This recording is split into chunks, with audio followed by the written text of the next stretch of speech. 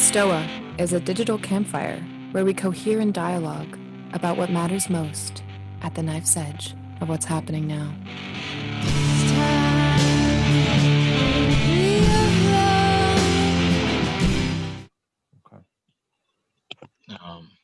Okay.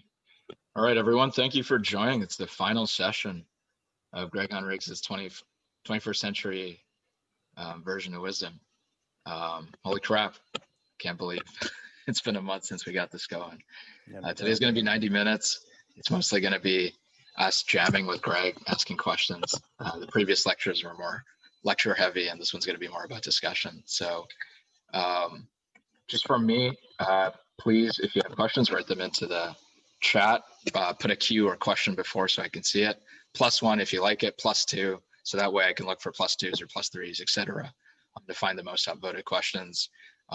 If you don't want this showing up on YouTube because this is being recorded, then just let me know. Say, hey, please read out for me, and I'll take care of that.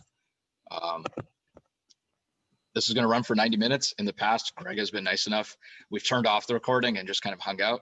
We, have a little bit of a transition there. That might happen again today. Gregg, please take it away. All right, Anjan. Hey, man, thanks for hosting me. I really appreciate your time, and I'm glad that we've gotten to know each other better in the last month. So yeah, today's definitely more of a conversation. What I thought I would do just to set the frame is to give a little bit of summary where we've been, especially in case some folks, haven't seen the others, and then let you know kind of some thoughts about maybe sparking what this conversation could look like. But again, it's intentionally open-ended so that we can see what's most alive for us here on the knife's edge.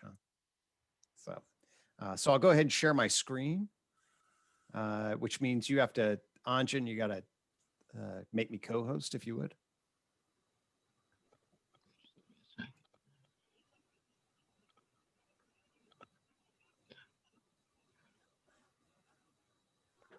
Okay, I think so. So yeah, just to situate us over what we've done, the first 3 episodes. I love that, episodes. All right. So episode 1 was sort of like, are we going to take a tour of the garden? And I flashed through that, if you remember. Did a flashbang approach to the garden, and I'm sure everybody got all the nuance of that. We then backed up and went ahead and said, wait a minute, actually, let's do some orienting. And the tree of knowledge really is the sort of the first gateway, the gateway drug into the garden, as it were. And so we looked at what this is, how I sort of stumbled across it, why in some ways it's sort of a conventional map of big history, and certainly corresponds to great chain of being visions, but also why it's kind of unique and different. And especially those 4 cones, the joint points, and the relationship that matter, life, mind, and culture is purported to then have with the physical, biological, psychological, and social sciences. Then the next week I came in a little hypomanic, if you remember that. I was talking fast and all excited, sharing about the updated tripartite model and the second branch on the tree, which is the justification systems theory, which provides an argument and frame for understanding what happens when language hits a tipping point of propositions and question-answer dynamics. And that then shapes our propositional knowing system and our ego, our internal narrator, and the relationship it has with both our experiential domain and our public self. And that insight allows us to upgrade and update Freud's key insights and offer a new map of human consciousness. And that new map says, yes, we have a contained phenomenological self. We have a private narrating self. We have a verbal public self. And importantly, not only those domains, but we can start to think seriously about the dynamic interrelations between those domains so that there is an attentional filter between what gets put onto the screen of consciousness. There's a Freudian filter and that tension between what your ego allows you to be aware of and what may be filtered out, repressed versus rationalized. You can think about what's let through the filter of the experiential consciousness, what gets repressed, meaning pushed off the stage and blocked and inhibited, and what is rationalized into the ego narrator. And then finally, the Rogerian filter.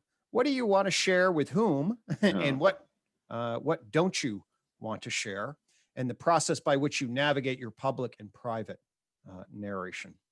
And so we can then put this in a larger context. This is what's then a two-person model, and then go up the scale, the socio-ecological scale, and really think the argument is that we can think about culture writ large as the context of justification, and the ideologies and laws and values and stories and the capital C culture refers to the systems of justification that coordinate people.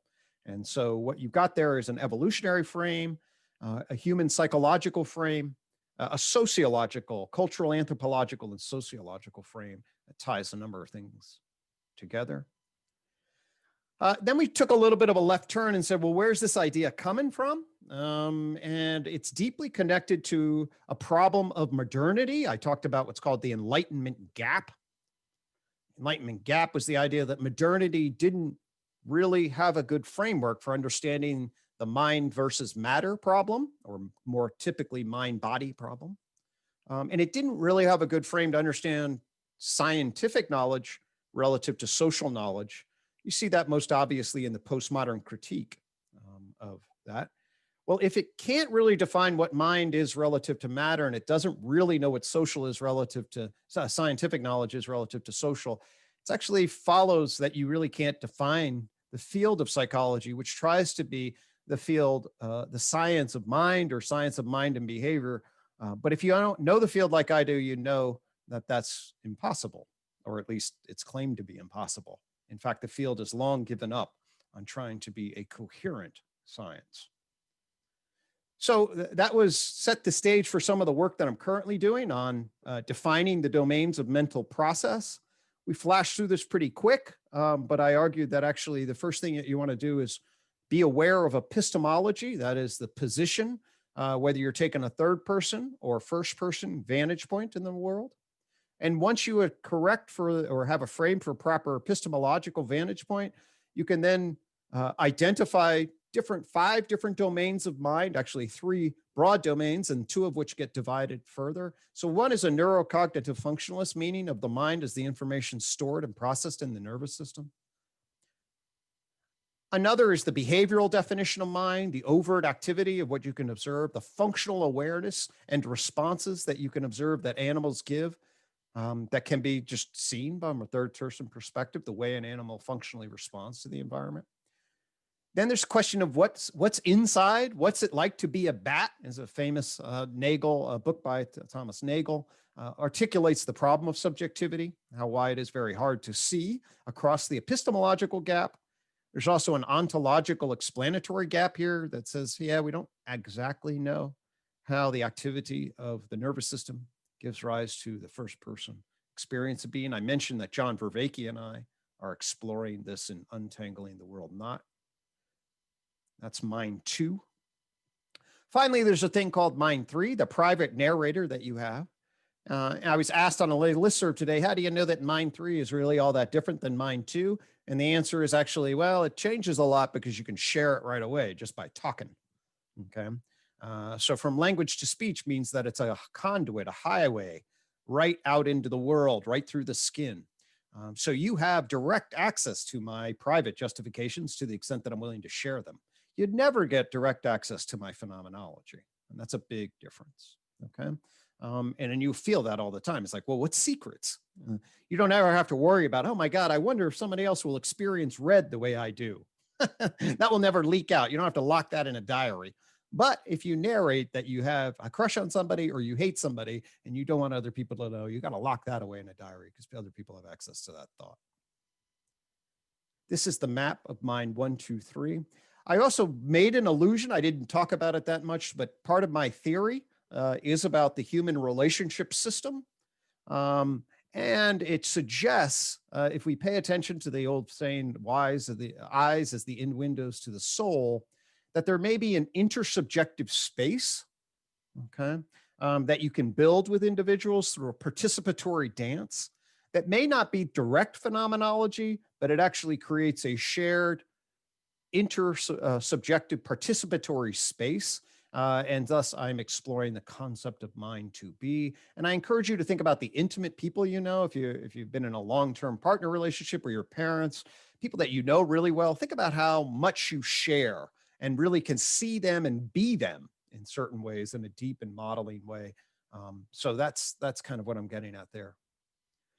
And then it was like, well, Greg, you've got all this analytics stuff. That's cool at some level, but what can we say in relationship to a practical meta-psychology? And then I was very fortunate. We were fortunate, I think, so that Zach Stein, and it happened to be that Jordan Hall was hanging. So they popped in, and I said, hey, if you look at Zach Stein's big meta-psychology and you situate it between our time between worlds and think about the collection of skill development and transcendence and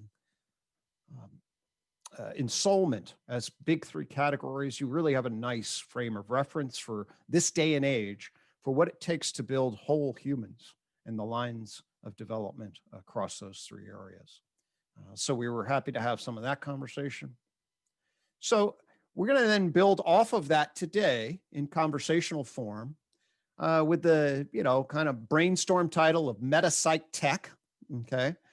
This is a nod to the relation from Zach Stein into Jordan Hall and John Vervaeke. If you know the conversations that John Vervaeke and Jordan Hall were having, John was building an ecology of practices, psychotechnologies.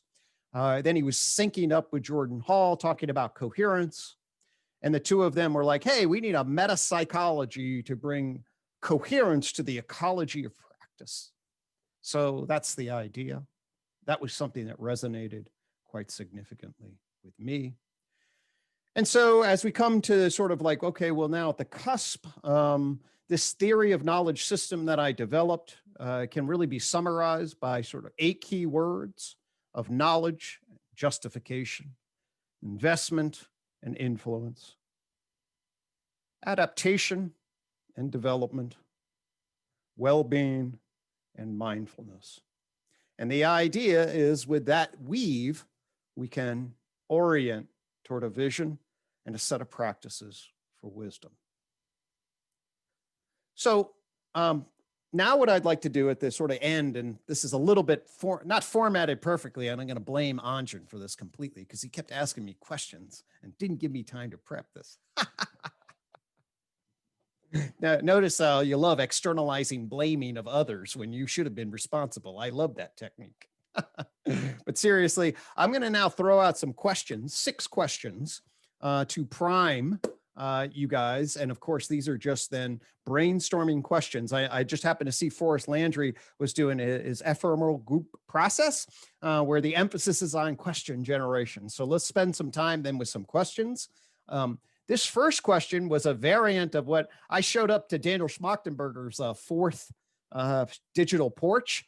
And I was trying to nudge Peter Lindbergh to get me to ask a question, but he brushed me off and I never got to ask Daniel a question. But this was the question I wanted to ask. What was your learning experience is doing therapy? What did you make of the competing perspectives in the world of psychotherapy? Because I know Daniel has counseling experience. Did you pull any kind of synthesis out of that? Daniel, in my opinion, and I think many people here's opinion, has a wonderfully organized systemic mind. I wanted to see what his knowledge system did to the field of psychotherapy, because I wanted to see to what extent are synced up. This has, of course, been a central question of mine, so I'd be happy to narrate that for you.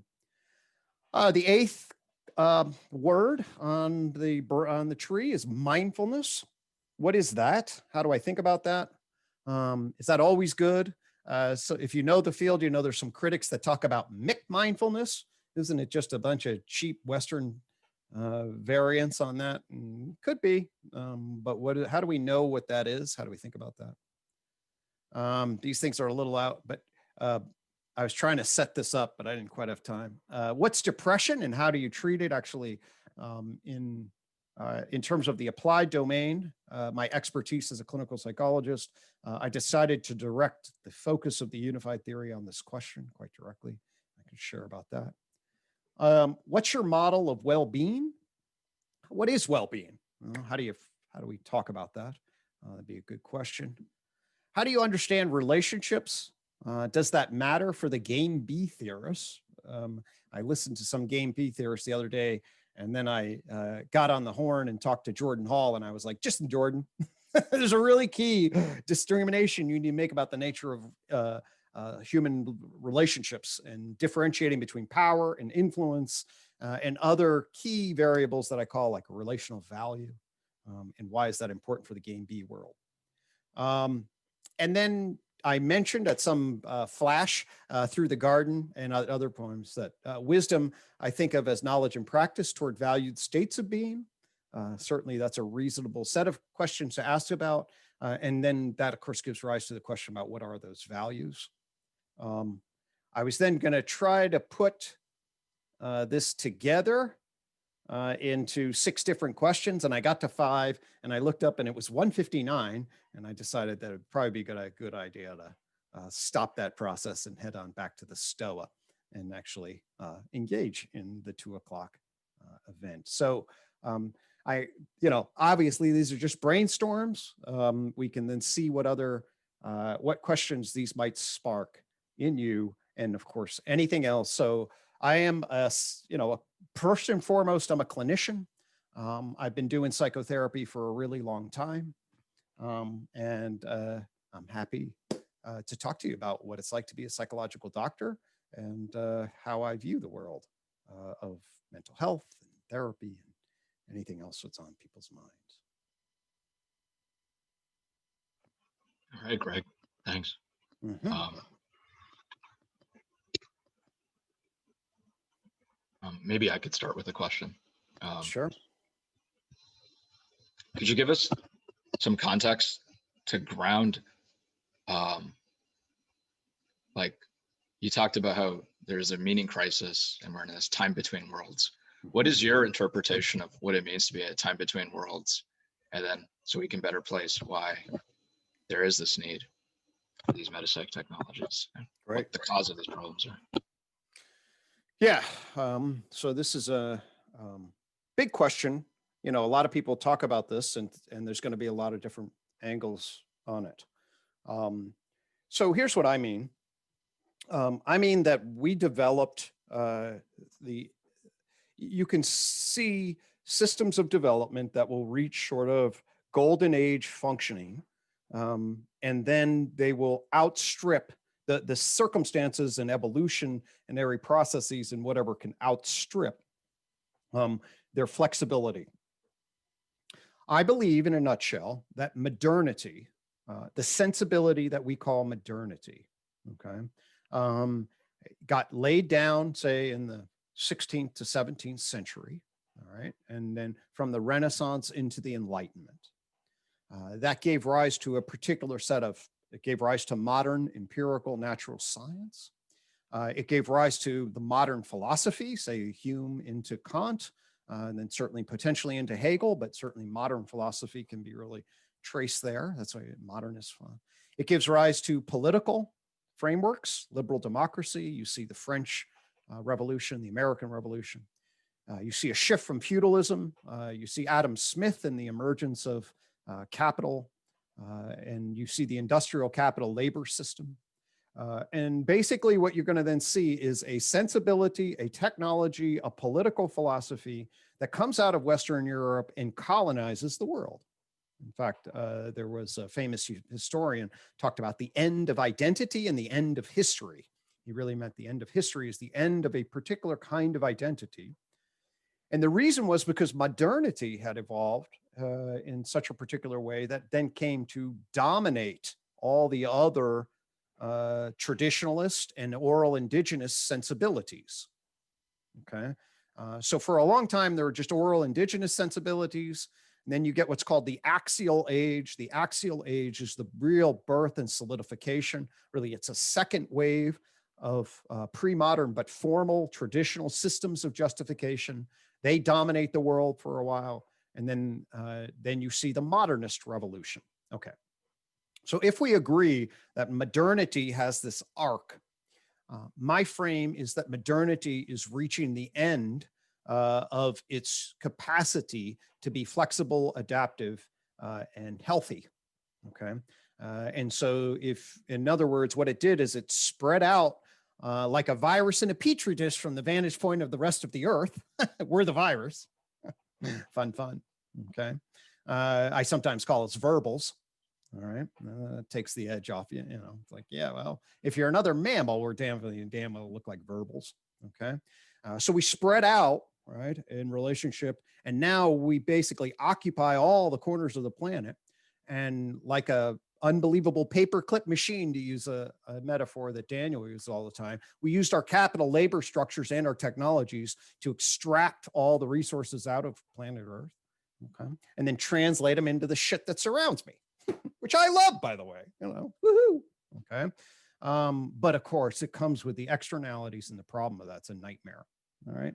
And so we're in the Anthropocene precisely because the way we populated the planet, the way we treat the planet, both has macro and micro level problems that are making it increasingly fragile. Okay.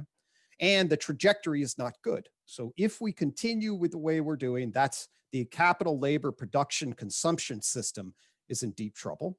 Okay. So that's one big domain.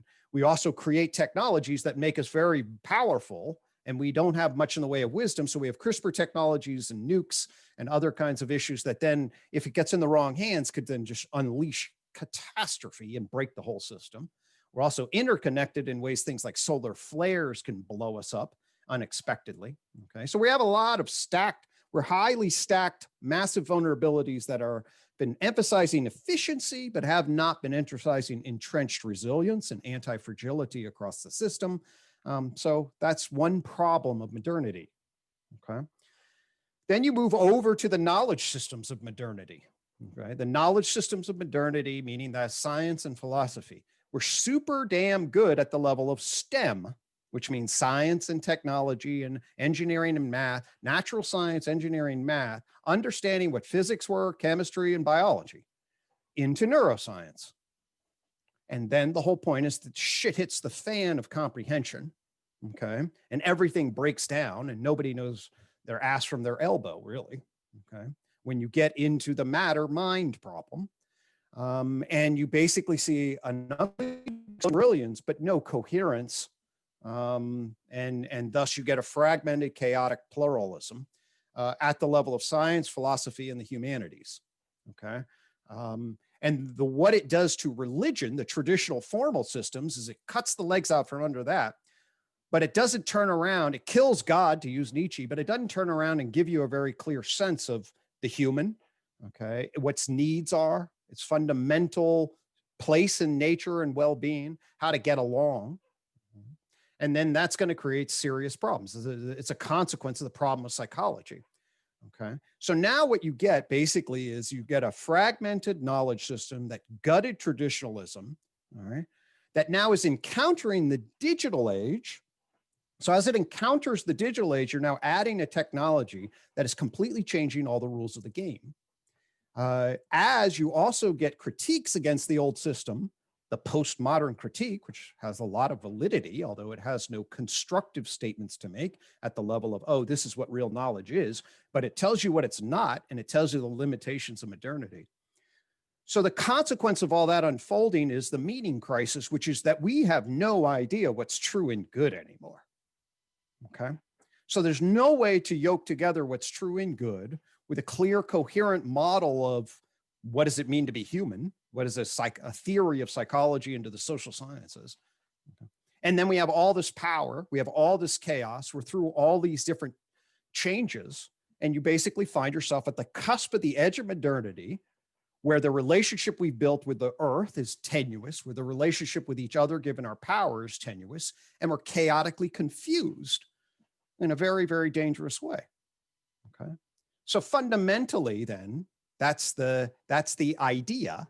And then the tree of knowledge, right? The tree of knowledge tells you, well, where have we been? Well, the tree of knowledge allows you to extract from basic science and give you a map of big history with new resolutions. It says, well, okay, you want to actually know what science says about where we've been with the level of epistemological and ontological authority that warrants the term science. Yeah, look at the tree of knowledge.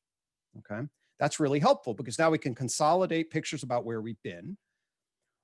But in and of itself, it doesn't tell you really how to understand humanistically where we are, or even more importantly, where we ought to go in and of itself. Okay, I like to call it men's knowledge, okay, which is modernist empirical natural science. Helpful, but it also is dangerous of mansplaining everything, and it's not grounded in a contextual, and we need to move towards wisdom-oriented knowledge in the 21st century, aka woman's knowledge, okay, as a postmodern critique might suggest. So, indeed, my whole journey from the tree of knowledge into the theory of knowledge tree in the garden is the transformation from a natural science coherence into a scientific humanistic wisdom orientation. Okay. And then I've got lots of threads to fill in with that. But what the basic task is, I would argue, is an awakening of consciousness outside of the modernist ways of thinking into a meta-modern sensibility, a meta-modern sensibility that allows us to appreciate the various sensibilities across cultural time. That, by the way, is the oral indigenous sensibility, which we need to remember and realize that that's true in all of our family relations. We need to embrace the wisdom of the ancient traditions and understand how to we need to understand the truth of modern science and the proper critique of a postmodern perspective and the fact that it was tangled with social categories like whiteness and maleness, right? And do all of that to then create a meta-modern sensibility that says, oh, we can develop a scientific, humanistic, wise way of being in the world that appreciates where people are, how they interact, and then starts the process of transforming chaotic and very, very scary, polarized, oh my God, defensive, regressive, into a much more centered, clear, mindful, global, national, community, family, individual place. Okay. And if we do that, that's a sustainable wisdom of the back half of the 21st century that actually is like, oh, okay, we might be able to actually have a proper relationship with each other and the planet if we do that.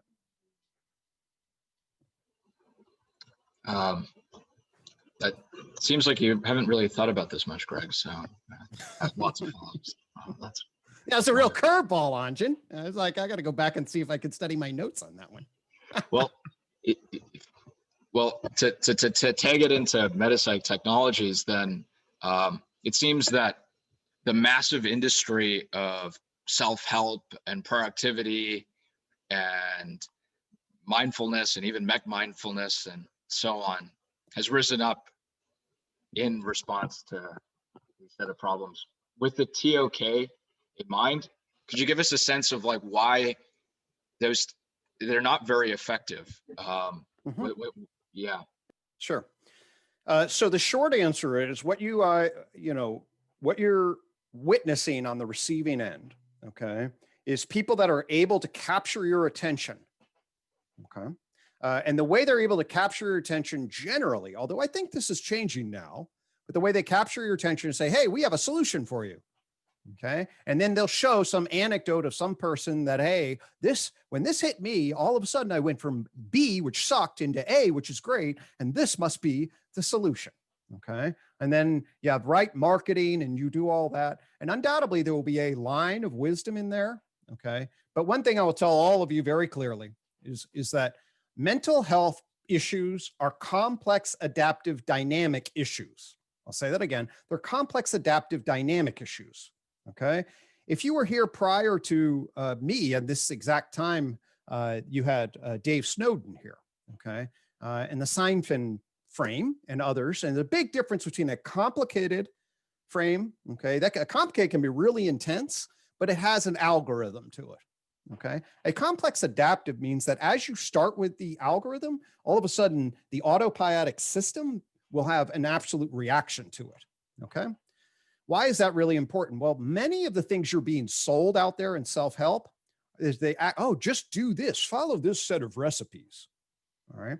Well, basically, you can almost be guaranteed that a set of recipes in a simplistic way, or just even a complicated way, is not going to be up to task. Okay. So another problem is that the filtering system, actually, we see this in medicine and nutrition all the time. The filtering system is not framed well. Okay. You are not given through your education a coherent sense-making system to take the pieces of information and then put it in a dynamic picture that allows it to be placed for whatever slice of information it has. Now, I have that because I built one. So I can now extract, oh, here's the slice of information, and now put it into a frame of mind. An average guy going through, it's just sort of like, okay, here is this. Now, how is that going to hit with whatever else is in his head, whoever else he's around, whatever way of being in the world? And so I often like to say that what people are showing you are kind of cool sandcastles of understanding. Like they'll build an empirical paradigm and they'll find some findings. And if it's an applied thing, they can say, hey, and even powerful things like growth mindset, they'll say, hey, this really is like, yeah, but how does that sit in a system when it starts to become conscious of all of this? Okay, so if everybody now knows about growth mindset, does it work the same? Okay, you can see this in terms of things like ADHD. Kenneth Connor, all right, was a powerful neuropsychologist in the 1970s. And he did rightfully identify a subset of kids who likely had not just neuroatypical, but fundamental neurodeficiency in the development of the prefrontal frontal lobe. Okay. And that without that nice structure, they were so impaired in their impulsivity and their fractured way of thinking that they really needed to be given a very serious set of help. And they were called ADHD kids. Okay. But what happened, much to Keith Connor's horror, is that people then could see that they could take stimulant medications and other behavioral programs and labeling and find the hyperactive kids who love to play in recess, mostly boys, and label them as a problem, drug them, and then put them on behavioral plans to get them to conform. Okay. So that now we get about 10 to 15% in some cases are being identified as ADHD. Okay. What a disaster. Unbelievable. All right. Now, so what you need to understand with psychology as to why it's so complicated is A, it's complex adaptive, and B, there's an iterative process by the claims you make and what people become and policies and everything else. So it's a shit show of complexity. You're going to drop a shit show of complexity into a system that the people who are the experts don't even understand. Like I'm telling you, no one knows what psychology is. Well, you flood the system and you get an enormous amount of chaos. And so what people are trying to do is they're learning stuff. There's gold out there. But when you look at the overall, what you see, is an enormous amount of chaos and a very, very bad lacking in principled coordination. And what the things that the tree of knowledge fundamentally is about is, get your concepts and categories right, get the dynamic interrelationships between those right, and work from the right map. Andy had a question in this regard.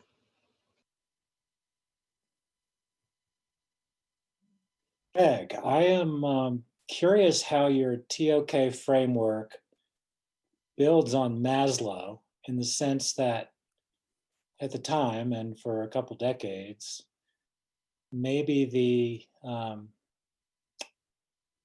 way to be wise and to have well-being was to self-actualize. Mm-hmm. And you're incorporating the interpersonal as a level beyond that. So how do we actualize interpersonally? And how does that fit into the ToK framework in terms of optimizing well-being and wisdom? Brilliant. Yeah. Okay.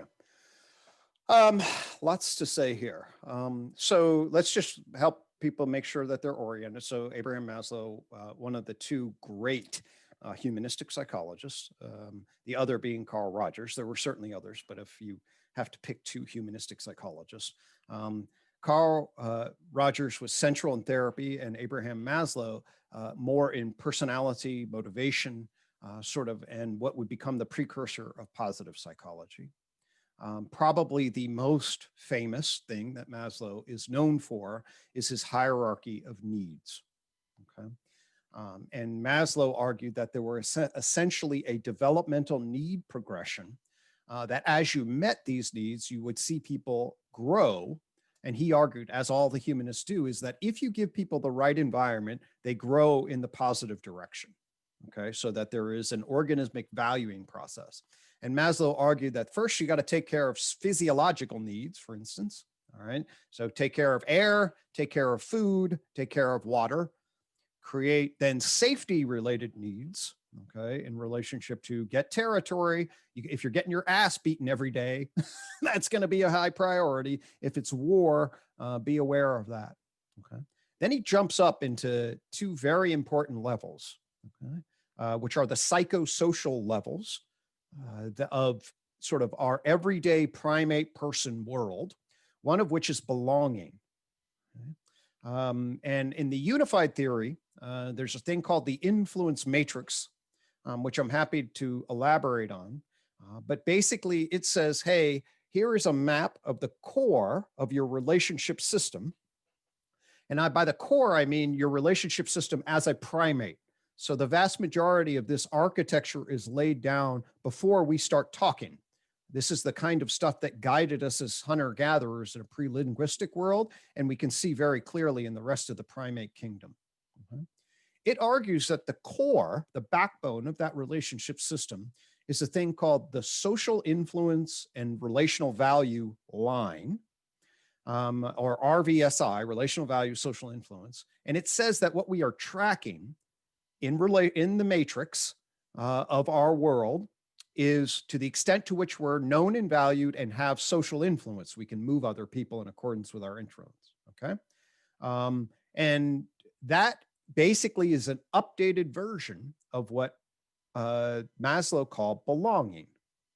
Okay? In fact, Roy Baumeister and Mark Leary wrote a great articulation of belonging in 1995. And Mark Leary actually is the source of why I use the term relational value. Excellent psychologist. So belonging then, and this actually gets to the game B question. One of the things that I want to emphasize is that we have motives both for social influence and relational value. All right. And actually relational value is the extent to which you're known and valued by other people. Social influence is the extent to which you can instrumentally move other people in accordance with your desires. Okay. The capitalist industry system generally emphasizes social influence. Okay. Get high status, get a high paying job, get money, and therefore you can instrumentally move people around. All right. Our current president, we'll see how much longer, our current president is an exemplar of high social influence emphasis relative to relational value. Okay. Relational value means the extent to which you feel known and valued by other people. And that's a big difference. We care about both. Okay. We want a society that moves towards a maximizing relational value. And actually, I think we need to shift away from social influence. I can get into that detail. Okay. Maslow argued that once we were actually able to meet our belonging needs, once we were in adolescence, we then had a secondary relational need that was more ourself. He called it self-esteem. This refers to the extent to which your identity really is kind of then separate from your core feeling. Like in childhood, you don't feel all that much. But once you get an identity, then the question self-esteem is the extent to which do you know and value yourself? Okay. And Maslow noted that people that had good belonging and then had known and valued themselves, all right, had high self-esteem in an authentic way, right, was unbelievably key. And you may have, if you're up in the 1980s, you may remember that all of a sudden everyone became self-esteem nation. It was like, oh my God, it's self-esteem. That's the most important variable in mental health. And then everybody in California started doing, oh, we have to raise everybody's self-esteem because this is the root of all mental health. Okay. So don't criticize people and give everybody a cupcake, which is actually the worst thing you can effing do for self-esteem. Okay. But people manipulated, they just didn't understand. So that's an aside. But from an authentic Maslowian perspective, then what you have is the integrity of the identity that then loves oneself or has respect, really, and compassion for oneself. Then what he gets into is then the higher forms of ego functioning. All right. And this is definitely something that we want to cultivate. The higher forms of ego functioning get into when you realize when you shift, okay, from an egoic perspective. An egoic perspective is I care about my status and my family and what I get and whether I get money, right? And if I invented the unified theory, everybody give me credit. All right.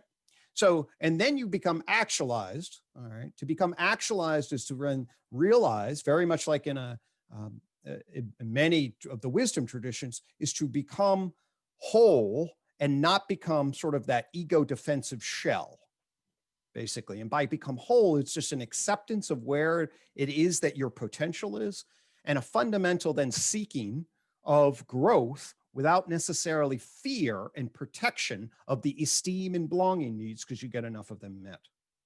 Okay?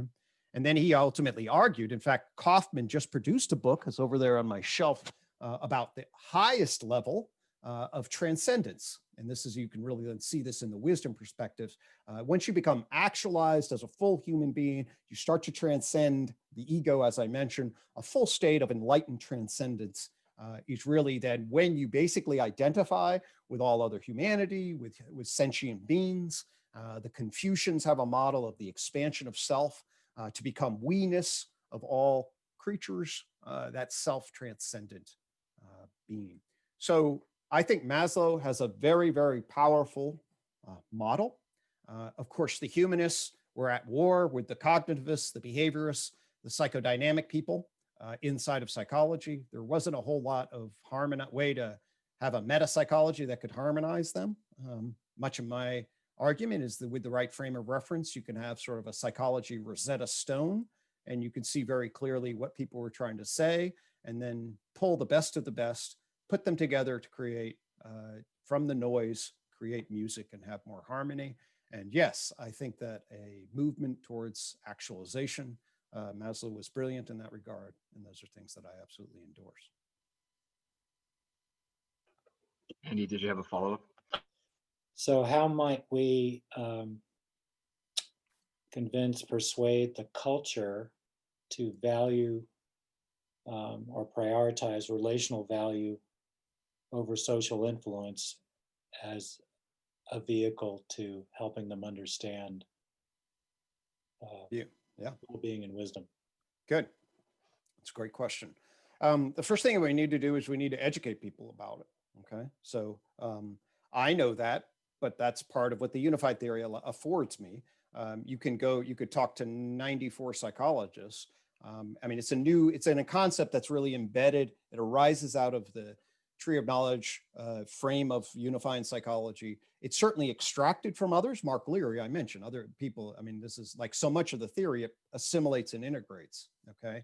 But the argument is that we need assimilation integration for consolidation to then send the proper message out to people. This is what I'm so critical.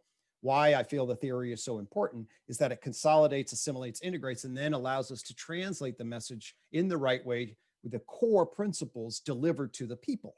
And that's what we haven't done, okay? But to understand it, just pay attention. I mean, okay, so me as a clinician, you can decide whether this, here are some of the pictures that I see, all right? So I see low relational value, low social influence. What does that look like? Well, people come in and they say, nobody cares about me. I was rejected in elementary school. I was abused by my family. You know, I tried to succeed in school. I wasn't very bright. I didn't know what I was doing. You know, I work as a part-time laborer in an impoverished area, and I'm a drunk. Okay, well, you know, and then we'll diagnose you with being depressed as some mental disorder. You know, when I'm like, fuck, if I had to switch with you, man, I'd be goddamn depressed. I'll tell you that. Right? Okay. And the issue is that person, unfortunately, his resources, his coping, his chain of social influence pushed him into a system where he has so little experience of who cares about him, nobody, very little money. He looks on the world, sees everybody else has what he doesn't have, and he feels completely miserable. So that's low relational value, low social influence. Okay. I see that all the time, and that's super straightforward. Here's another interesting thing. I've seen individuals come in that are like super successful. Okay. They achieved in school, they got the job that they wanted, they come to me, they're like, Greg, my life's empty. There's no fucking point. Okay. I did all this stuff, but you know, I thought if I did all this stuff, everyone told me that everything would be fine. I did it. And I was like, well, who, you know, basically you get in there, person's been an imposter their whole life. Okay.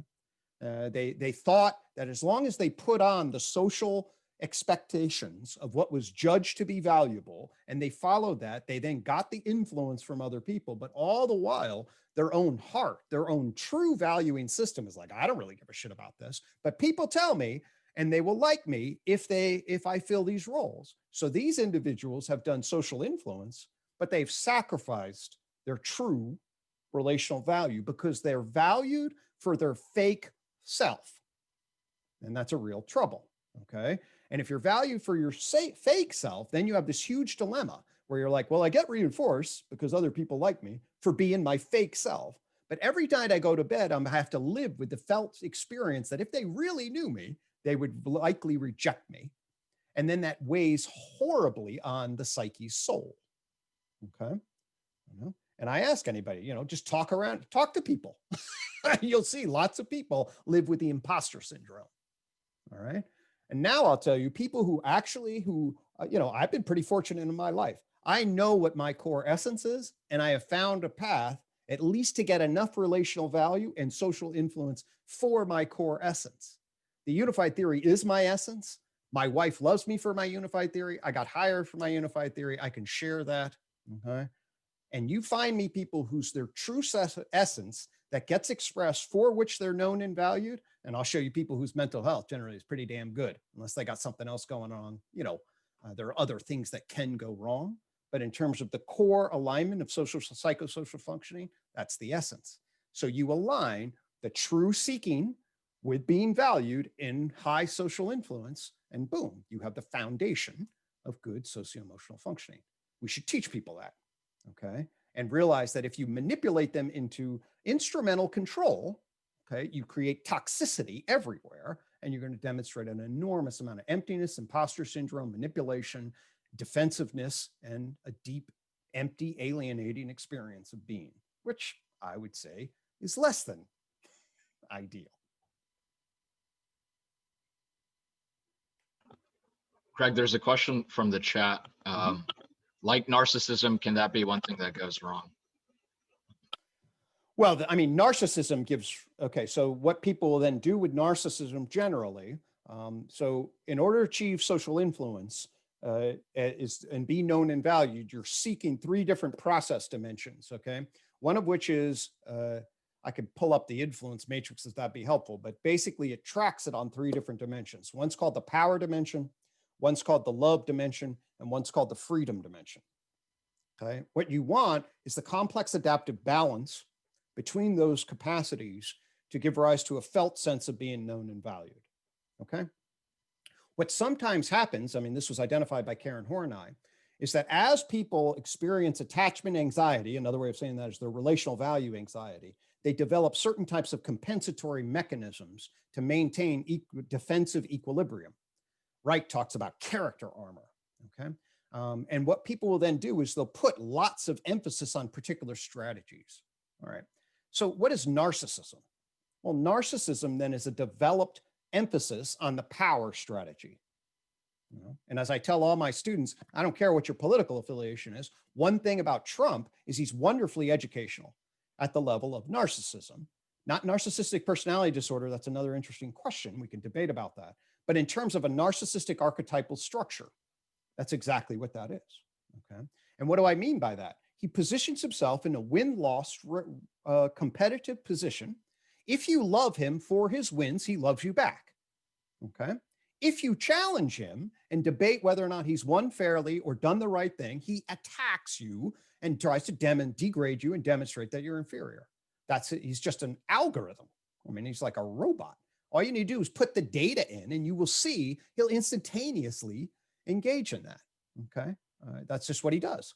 And so what that is that's an archetypal narcissistic algorithm processor. That's just what it is. So, we can debate whether that's a disorder. He's the damn president of the United States. So at a social influence level, he was a hell of a lot more successful than me in getting social influence.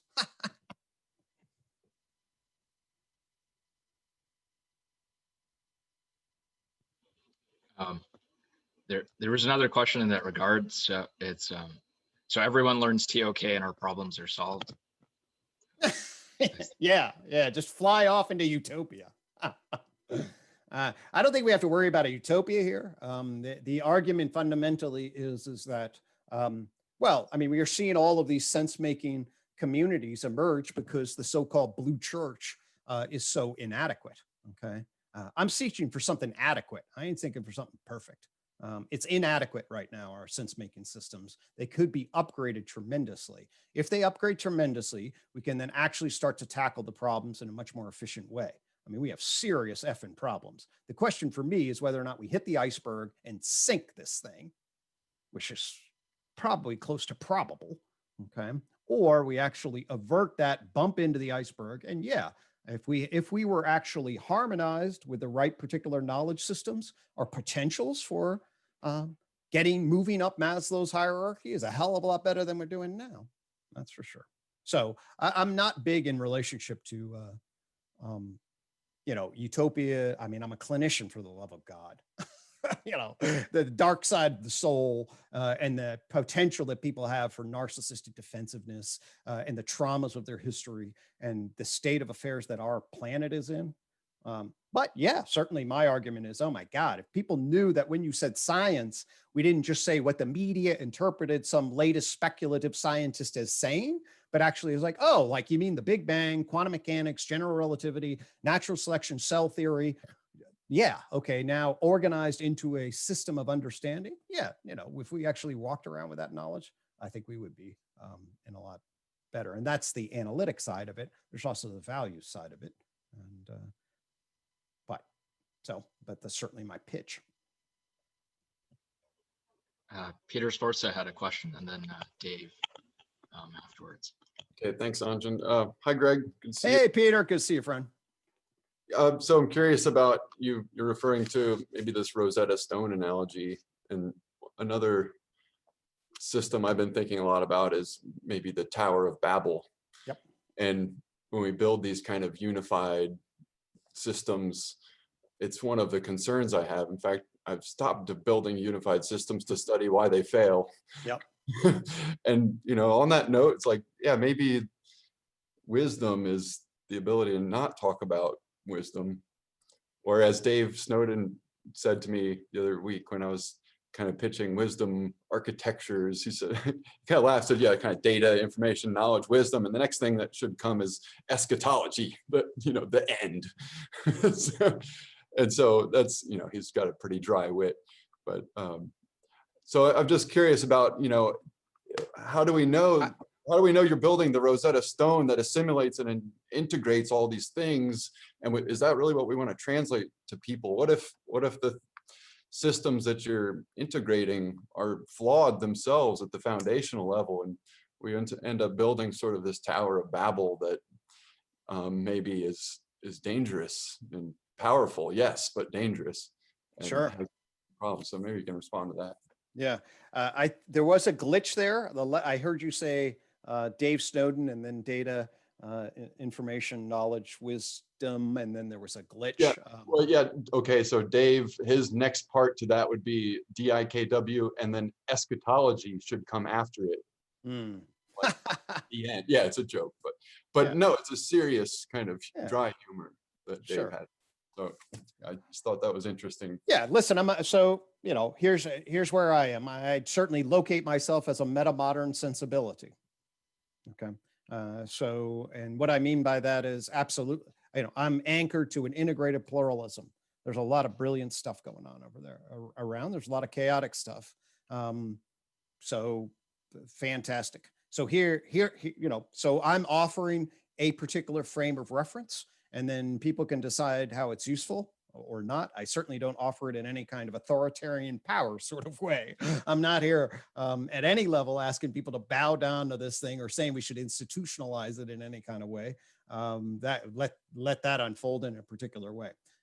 I'm here to say, and what I was emphasizing, in the last session that I had at the problem of psychology is that, yeah, I can tell you, I would argue, with the same degree of clarity that quantum mechanics and general relativity spoke to and I revealed the inadequacies of Newtonian mechanics. I'm here to tell you that empirical psychology sucks at the level of its capacity to cohere. And I can tell you why. Okay. I can tell you the ontological and epistemological errors that it made. And I can tell you how to build a better mousetrap. And I can tell you when to do that. All of a sudden, a lot of the key insights align. But I'm not God. It's like maybe I'm wrong, and then nobody needs to pay any attention. That's fine. So, and for me, all I'm saying is that actually my experience is indeed not. I want to be clear about the sequence here. The sequence is not, oh my God, I'm going to build a unified theory because I don't like the fragmentation. We must do it. So now I did this, and now to confirm my ego that I did it, I now have everybody instituting this paradigm.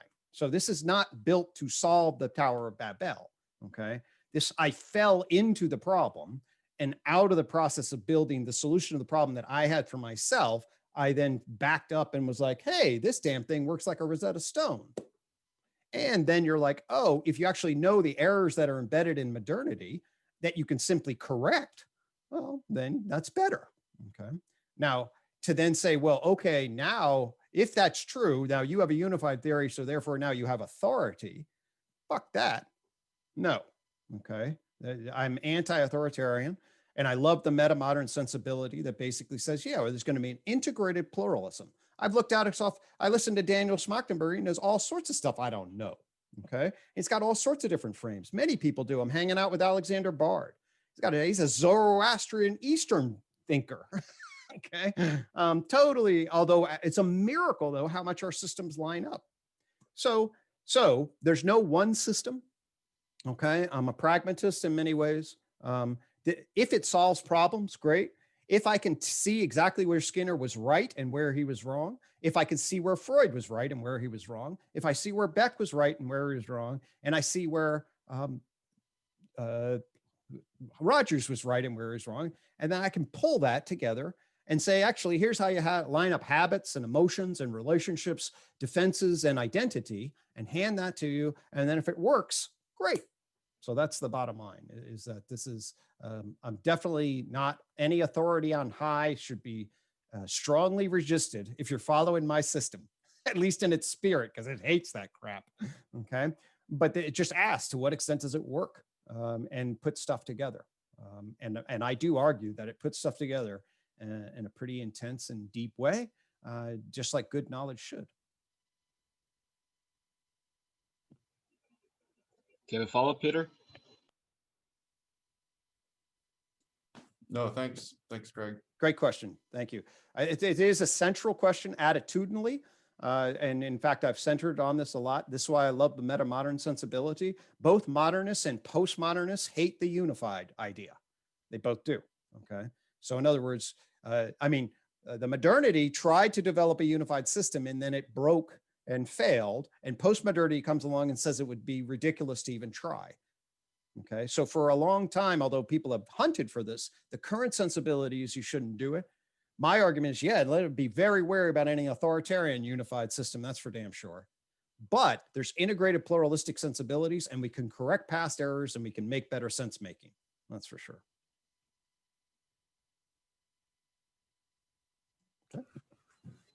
Okay. David Jacobs. Greg, I loved what I just heard. Integrating and unifying. And so I've been kind of dabbling in different aspects of, might call it psychology. I did have a couple of different therapists for a while, vastly different in their skill level. And several prime questions have always rattled around in my mind, because I not only did work with a therapist, and one was a psychoanalyst, The other one was that I did personal growth work in several different modalities. One of them 12-step programs. Okay.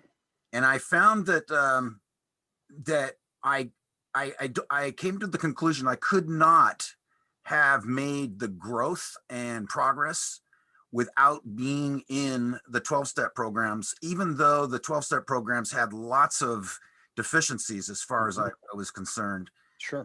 So what I'm wondering if you're in agreement that for your clients or for any individual that's trying to find self-actualization, I'm clear that you probably understand a lot of their barriers, a lot of the things that are going to hold them back. But it's real important, I believe, and the way I did it was to find my own blocks and just keep showing up, even though I didn't want to, because even that resistance was another block. You know, it's just another thing to jump over. So I'm kind of curious if you see the value and what systems of personal growth which don't cost a huge amount of money, because I know a psychoanalyst and a therapist is way beyond most people. Yeah, no doubt. What do you see as the best recipe for not only sort of overcoming your addictions and your dysfunctional behavior, but then moving off into self-actualization and spirituality and connectedness with the whole world and not being confused anymore? Brilliant. Okay. It's a great question. It's a big question. So one of the first things I'll say is sort of what I said before. These types of questions depend so much on the individual, what's happened to them. Are we talking, what kind of trauma? What's their current situation? What resources do they have? What are their values? What's their stage of change? I mean, it's precisely because it's a complex, a dynamic element that to then say, oh, this is the path, is to be like, okay. Yeah. Okay. Yeah. So very rare. It's not a simple answer where one size fits all. We'll put it that way. Okay. Yeah. But that said, that's not to say that you can't say anything intelligent about it. Okay. So depression's a really complicated answer. I'll go with that one. A complicated set of issues. You actually can frame depression really easily, I argue. Depression should be understood as a state of behavioral shutdown. Okay, that should describe what we mean. And then more in rich detail, it's really a state of psychic energy shutdown, all right, where your emotional and motivational system, which has this two different charges of positive affect and negative affect, goes into a phase shift where you pull the positive affect down and jack the negative affects up. Why do you do that? Because your path of behavioral investment has been constrained, injured, you can't move in a particular way. So the system adopts a defensive shutdown process. Now, why does it do that? Well, you might have reacted to something. If your heart was just broken, if you just lost a child, if you live under a homeless person, live under a bridge, some of the people I've worked with, a lot of good reasons to be shut down potentially in what I call a depressive reaction. Okay? At the same time, if you shut down, okay, and you don't understand what's happening to your emotion, and you hate the fact that you shut down, and other people blame you for feeling sorry for yourself, your head will turn against your heart and you'll break it off, and your heart will rebel, and you get in what's called a depressive disorder. That is a fight between your head and your heart, where you have negative reactions to the negative feelings you have to ensue a depressive maladaptive cycle. We see a lot of that. Okay, you get stuck. Some people, for a whole host of vulnerable reasons, obviously all of that those affect systems run on neurobiological structures, and you can get those things knocked out in certain ways. Those are depressive diseases. Right? All of that's possible, but we don't have the right language.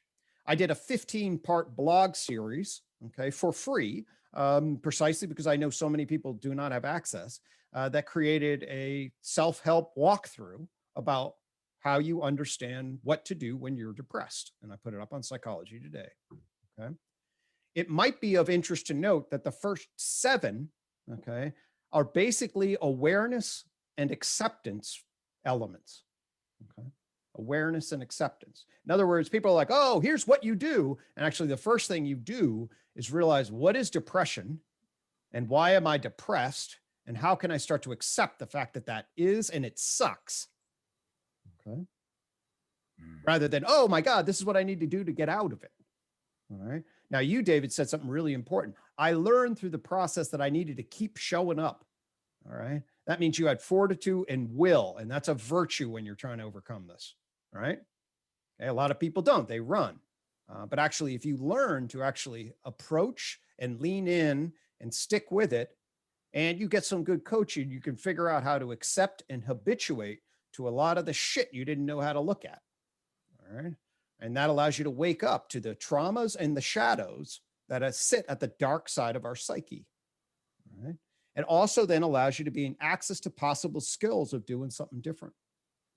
Okay. So the attitude that you just described is very important as part of the motivational structure of people who are able to climb out, okay, versus individuals who don't. I work a lot. There's a whole class of therapies called motivational interviewing, and they're about trying to tap into exactly what you said and cultivate the attitude that says, oh God, I may climb up a hill and then fall back down into a valley, because very rarely is it a linear line toward health. In fact, if it is, I'm going to be scratching my head going, that person really learned what they needed to learn, right? You know, I mean, if you don't fall down and cut your emotional knee on several different sharp rocks, then I don't know that you're really anti-fragile in that way. Okay. So you got to regress. You got to understand what that dark night of the soul is. All right. You have to know how to be there and be present, so you don't go knee jerking, escaping and thinking, I can't handle this. And why have I failed again? Right. You got to be able to manage that. So there's a lot of cultivation of proper attitude, cultivation of relationship of head and heart, finding people who actually can hold you in proper attachment relations based on what your traumas were, understanding if you're doing addiction, understanding what the parasite of mind that pulls you into those cravings are all about, right? And how they try to escape, what is that? Wilber talked about the appetitive and aversive aspects of the shadow. The appetitive is, oh my God, I need this. And the aversive, I never want to see this. Okay. So we're on this energy system behind which we don't often understand. So the path towards growth is figuring out how to peer behind those, wake up to your shadow, look behind, understand how that ego system engages in defenses, go through some serious shit, hopefully with yourself and other people who love you, figure out how to re-narrate that story, teach skills that actually have healthy lifestyles and allow for good emotional functioning, learn the transfer and shit you do in your relationships, cultivate a valued state of being. And if you find good, effective efficacy in doing that, then you start to embody that. And yeah, you'll start to climb out, no doubt. Dave, do you have a follow-up?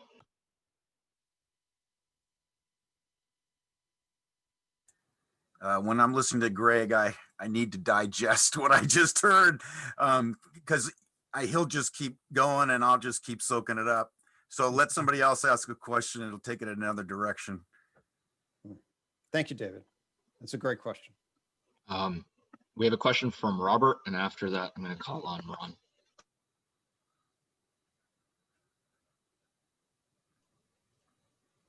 All right, great. Can you guys hear me?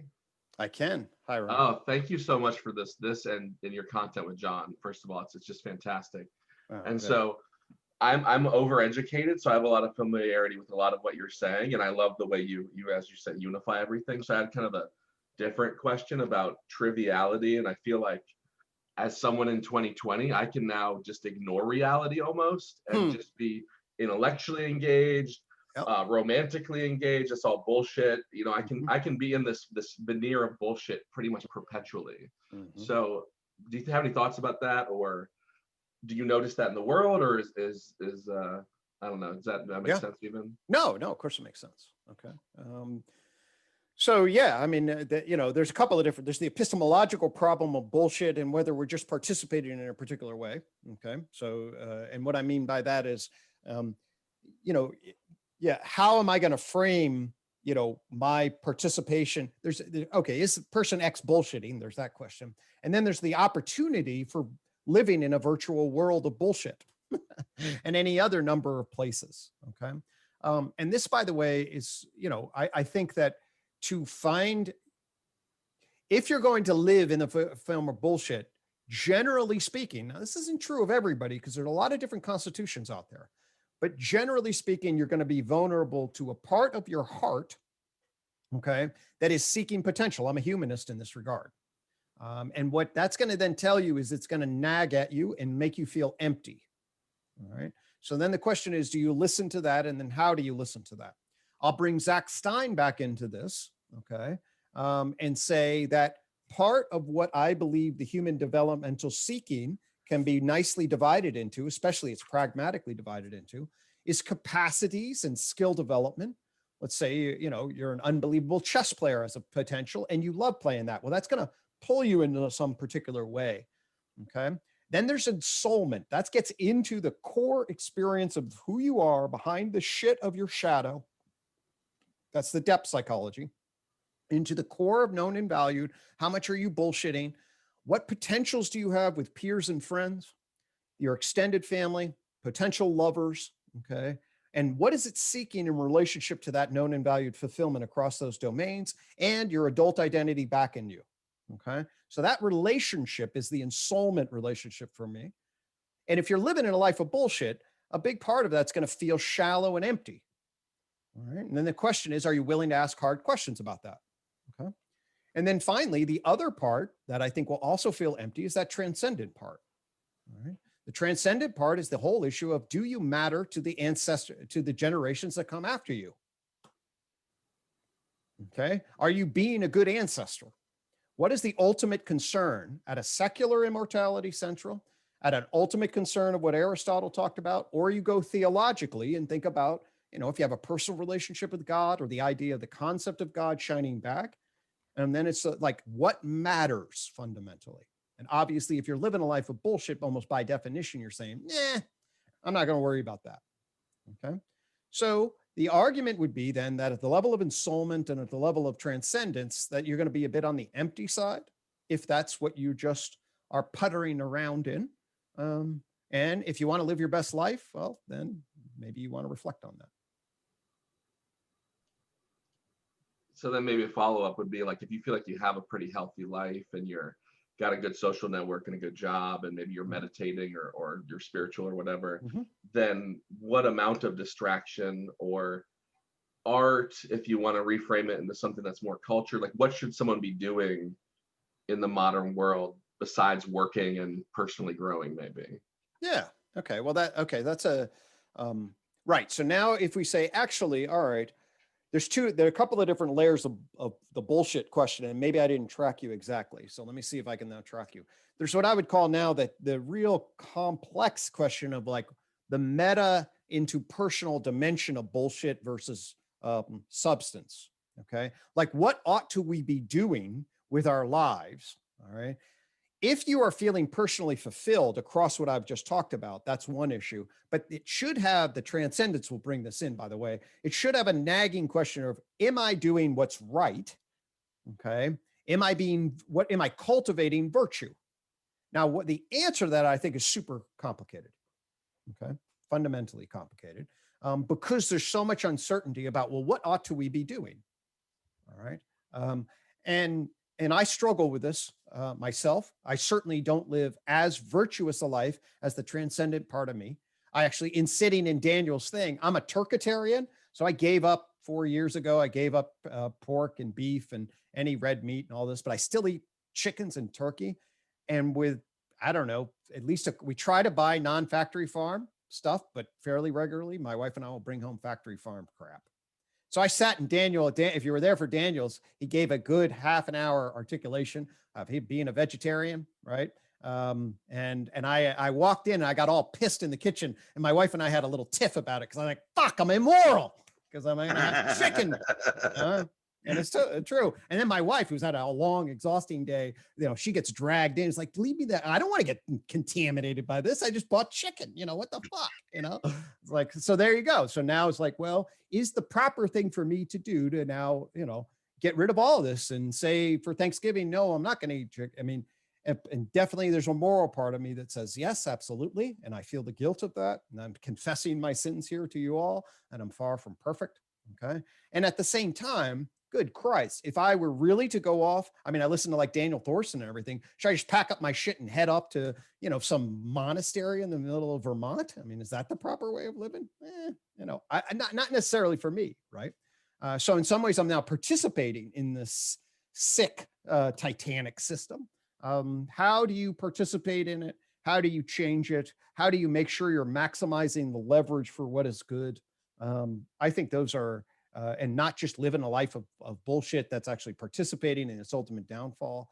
How do you note and decipher those things at a level of abstraction, given all the uncertainties and unprestatable futures that we are looking at? That's an ongoing question. And even last Monday, I had my own little crisis with whether or not I was appropriately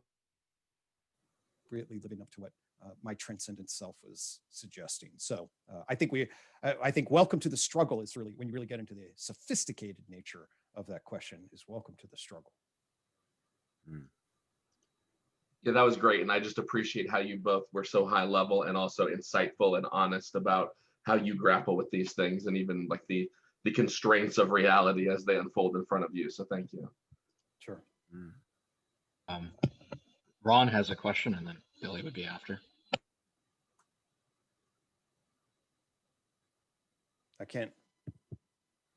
Ron, I can't hear you.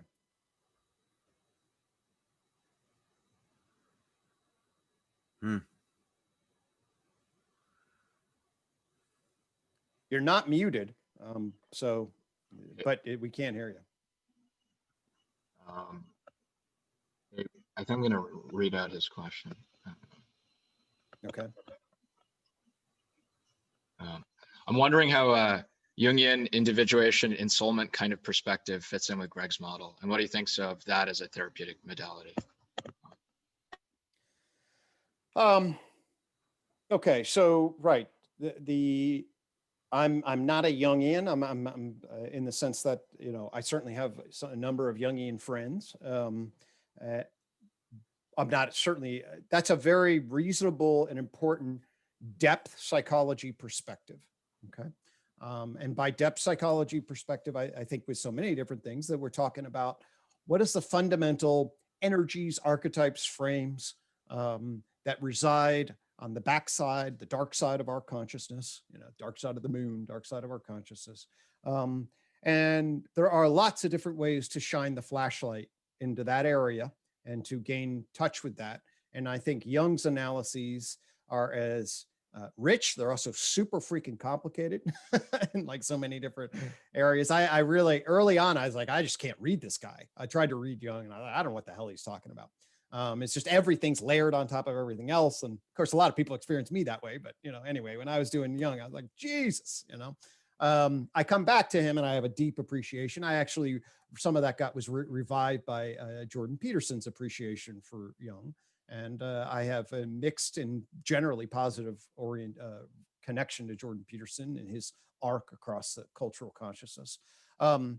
So if you have the time and the energy and the luxury to do depth work, great. I certainly think that I appreciate the culture. I like to see that it's coming back. I love anima, archetypal thinking. I love Jung's capacity as sort of a psychiatric anthropologist, depth guy, to see cultural traditions and to explore that. I really deeply appreciate his journey. And I think a lot of Jungian analysts have some really interesting things to say. Now, I'm a psychological doctor, okay? And I don't think that people as psychological doctors employed by, let's say, health service institutions that are fed by and framed by government and insurance should just be analysts, psychoanalytic or Jungian analytic individuals in and of themselves, because of that frame is really a luxury. As a psychotherapist, what you get is our task is not to peer into the crevices of every psyche and help people realize the underlying depth of their soul. I don't think that that's a luxury that should be part of the general health service frame. The issue is people are having neurotic maladaptive patterns, okay? And we need to maximize in time-sensitive ways. We need to understand what those entrenched maladaptive patterns are. This is the fundamental work of a psychological doctor.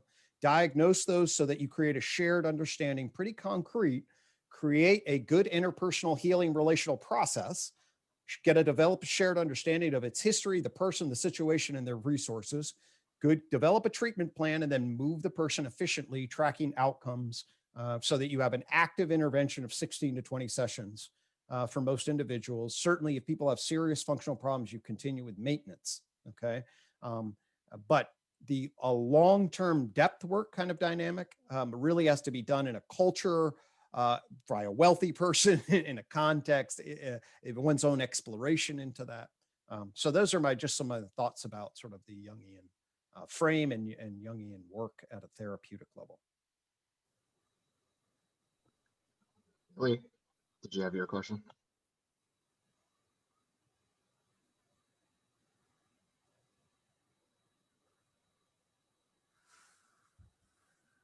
Huh?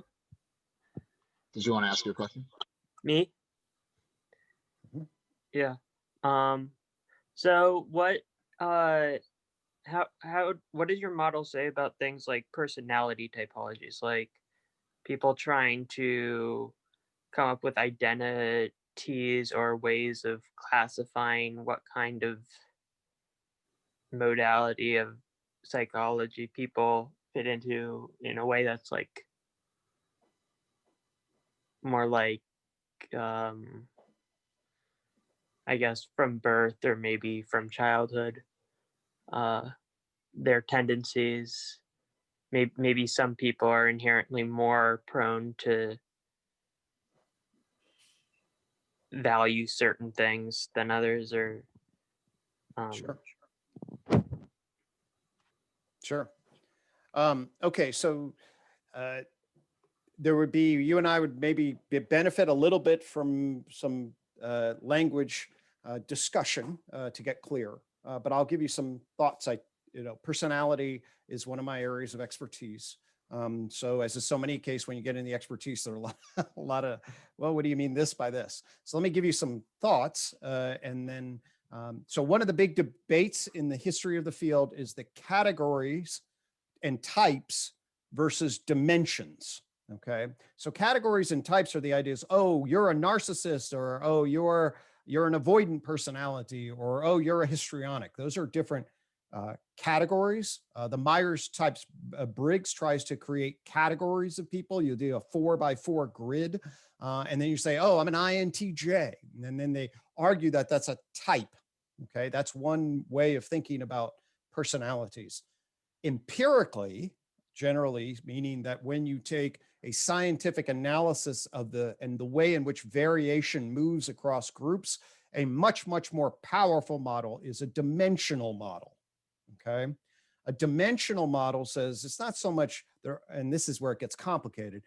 There are good type models, but the vast majority of like personality concepts that are valid from a science of personality way are dimensions. Okay. And now you can use these dimensions to create typologies, but you want to start with dimensions. Now, Billy, you mentioned something like, well, maybe are people born with certain kinds of tendencies to prefer certain things, okay, or be a certain way? And the answer is, if I allow for some of the, kind of, there's some folk things that I would want to say, well, it depends on what you mean by born. But the short answer is absolutely yes. Okay, at a simple level. What do I mean by that?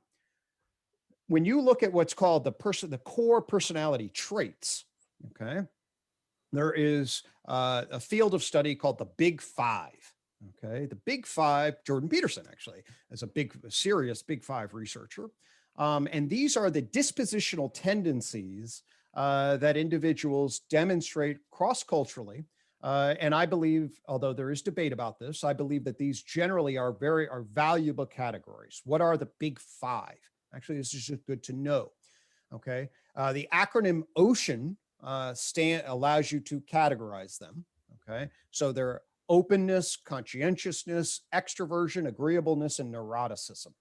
Okay, Let me give you my frame about what these are. Now, one of the things about the big five that's weird and weakens their case is that they are born originally out of empirical analysis. Okay.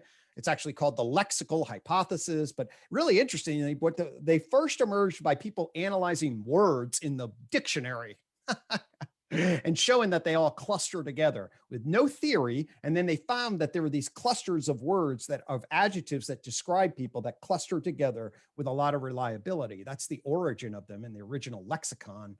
It's called the Lexical Hypothesis. And notice that if there were clusters of adjectives that came out of the dictionary, there would be no theory about exactly what those traits are. And that is a historical limitation of trait theory, is that it's an empirically derived cluster as opposed to a theoretically derived cluster. But thankfully, the unified theories here, it can help bridge that empirical derivation and the variance that's accounted for with a much more theoretical one. So let's talk a little bit about what the big five are and how you can interpret them.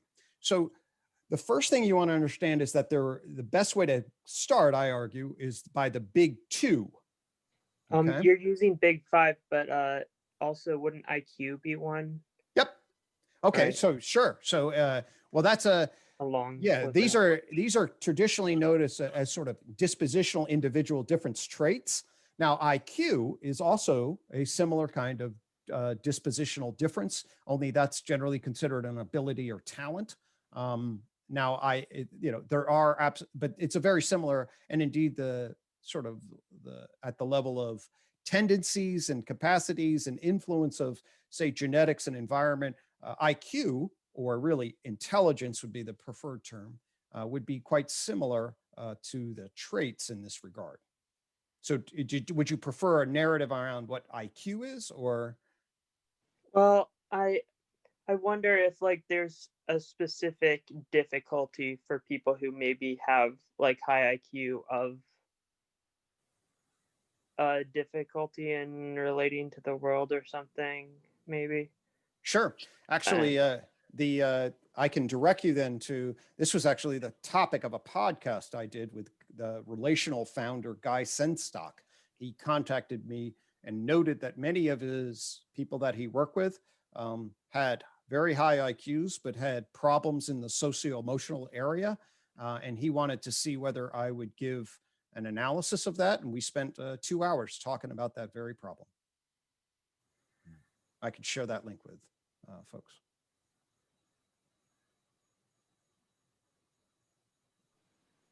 Yeah, Ron is making a comment here just about Big Five. Right, he's got 2 facets. I mean, the Neo people have 5 facets in each one, but I really like, in terms of efficiency and effectiveness, the Peterson facets on the Big 10, and the 2 facets around each Big Five. It's a very helpful measure, and I think he's done some good work with that. I just wanted to jump in and say it's 3:30. 90 minutes have passed. Thank you everyone for joining. Greg, if you have 10 or 15 more minutes to stick around.